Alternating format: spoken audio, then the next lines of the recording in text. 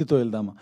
నేను భక్తితో చెప్పాలనుకున్నాను కాబట్టి వాళ్ళందరిని ఆమెకు ఆ నమ్మకం ఉంది, గుడ్డి నమ్మకం. నేను ఆయన అన్నది చేస్తే శివుడు చూస్తూ ఊరుకోడు. శివుడు వచ్చి నాకేదో శక్తి ఇచ్చి వాడిని సంహరిస్తాడు అనే నమ్మకం ఉంది కాబట్టి ఆ పంచాక్షరి మంత్రాన్నే చదువుకుంటూ వెళ్ళిపోయింది. 110 కోట్ల సార్లు పూర్తి చేయడం, జన్మ జన్మలుగా తను అనుకుంటూ వచ్చిన తన ప్రతిఫలం రావడం, ఇదంతా జరిగింది. సో అవన్నీ ఒకదానికొకటి ఇంటర్లింక్డ్ అండి. ఓకే.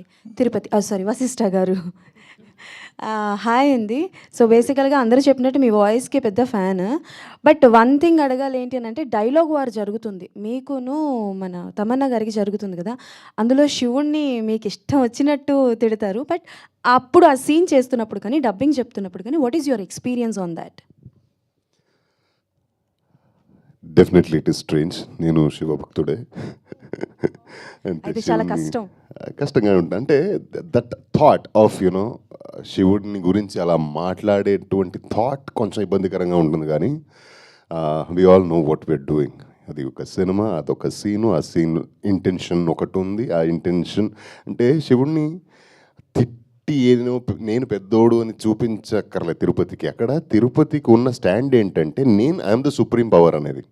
సో ఎవడొచ్చిన వాడే ఏం చేసుకోలేదు, గోడలో కూర్చున్నాడు, నువ్వేం పిగుతావు అనేట్టుగానే ఉంటుంది approach. So he's full of vengeance. చచ్చిపోయిన శవానికి శిక్షిస్తే అదేంటండి, అరాచకం ఏంటి అనేది అతని బాధ, తిరుపతి బాధ. సో ఆ తిరుపతిగా ఉన్నసరికి నాకు అసలు ఏమనిపించలేదు. కానీ